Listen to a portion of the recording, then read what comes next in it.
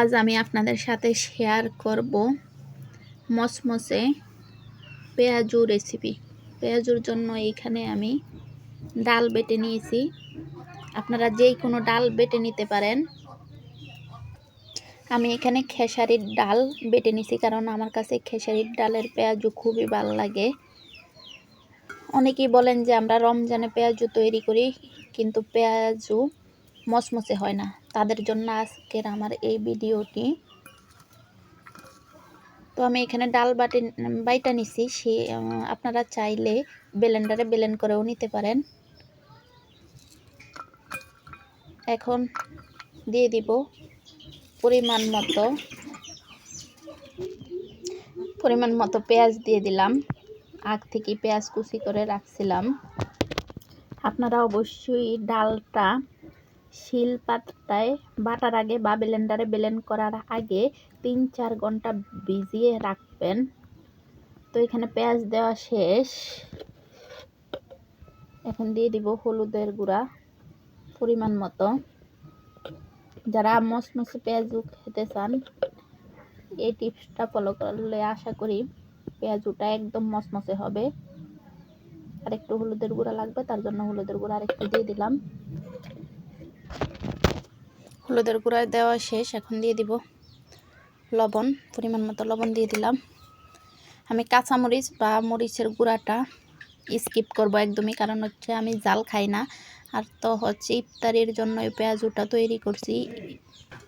এখন দিয়ে দিব ধনিয়া পাতা কুচি দিয়ে দিলাম। এখন দিয়ে দিব কিছু চাউলের গুঁড়াটাই মূলত পেঁয়াজুটারে মসমসে করবে। এখন সব কিছু মেখে নিব ভালোভাবে। এখানে সব কিছু মাখানো শেষ। এখন দিয়ে দিব আমি একটুখানি জিরা বাটা দিয়ে দিলাম। আমি মরিচটা স্কিপ করার কারণ হচ্ছে আমি যেহেতু ইফতারির জন্য পেঁয়াজুটা তৈরি করছি। ইফতারিতে বাজার করা তো খাওয়া ঠিক না, তারপরে না খেয়ে পারি না।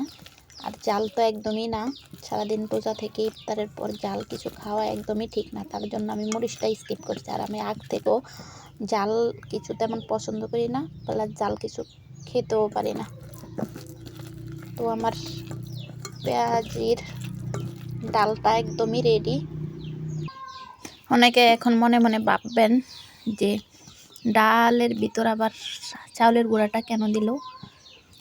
চাউলের গুঁড়াটাই মূলত পেঁয়াজুটাকে একদম মসমসে করে তুলবে এবং খেতে খুব ভালো লাগবে। তো সব কিছু মাখানো শেষ। এখন দেখেন পেঁয়াজুটা বাছলে কেমন মসমসে হয়। আর সব কিছু মাখানোর পর ফাইনাল লুক আসছে এইটা। দেখেন কত সুন্দর একটা কালার আসছে। আর এইভাবে পেঁয়াজু তৈরি করলে 100% আমি গ্যারান্টি দিতে পারি যে পেঁয়াজুটা মসমসে হবেই। তো আমি পেঁয়াজুটা এখন ভাজবো, দেখেন কেমন মসমসে হয়। এদিকে চুলার উপর কড়াই বসিয়ে দিলাম, তেলও দিয়ে দিলাম। এখন তেল গরম হওয়ার অপেক্ষায়, তেলটা গরম হলেই পেঁয়াজু ডালটা দিয়ে দিব। তেল গরম হয়ে গেছে, এখন ভাজা শুরু করে দিলাম।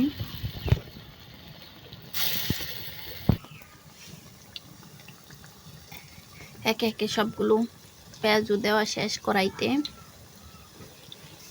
এখন হচ্ছে উল্টিয়ে পাল্টিয়ে একদম ভালো করে ভেজে নিব। এই যে দেখেন একটা যে পেঁয়াজুটা আগে দিয়েছিলাম ওইটা একটু উল্টিয়ে দেখাই আপনাদেরকে কেমন কালার আসছে। মাশাআল্লাহ কত সুন্দর কালার আসছে। কালার দেখি হয়তো বা আপনারা বুঝছেন যে পেঁয়াজুটা কত মসমসে হবে।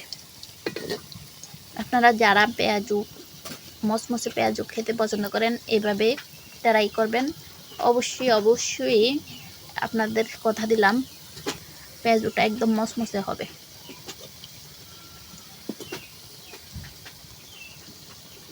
এক সাইড হয়ে গেছে পেঁয়াজুর নিচের সাইডটা, এখন উল্টিয়ে নিতেছি।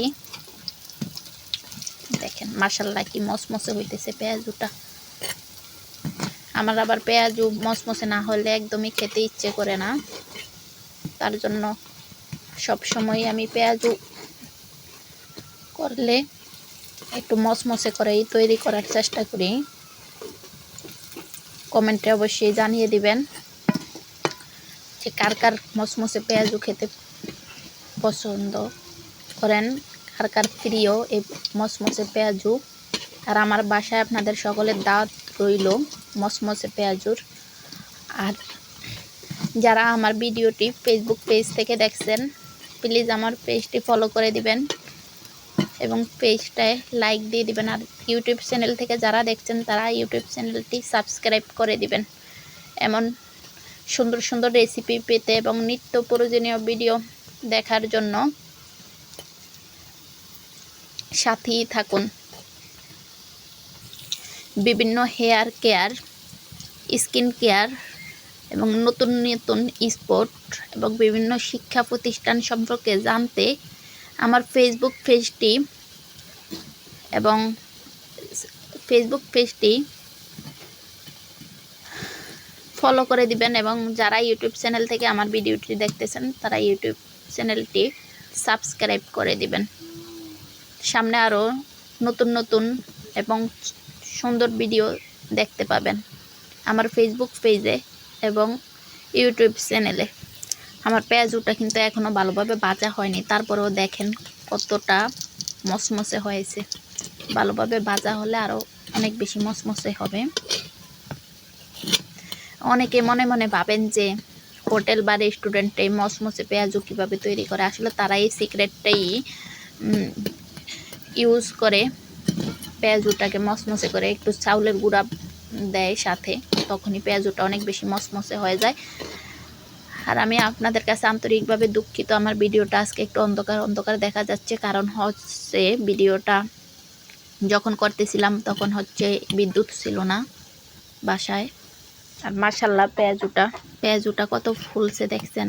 পেঁয়াজুটা অনেকটা মচমচে হয়েছে, অনেকটা না 100%ই মচমচে প্লাস অনেক ফুলছে। মাশাআল্লাহ মাশাআল্লাহ।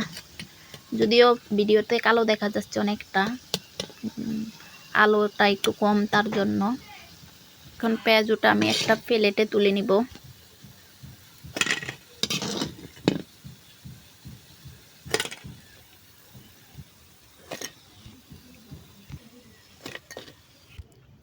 আর এই হচ্ছে ভাজার পর পেঁয়াজুর ফাইনালি কালার। মাশাআল্লাহ মাশাআল্লাহ অনেক সুন্দর হয়েছে পেঁয়াজুর কালারটা, কত মচমচে দেখছেন। এই যে আমি কথা দিয়েছিলাম না আপনাদেরকে যে এই রেসিপিটা ফলো করলে পেঁয়াজুটা অনেক মচমচে হবে, এই দেখেন কতটা মচমচে হয়েছে।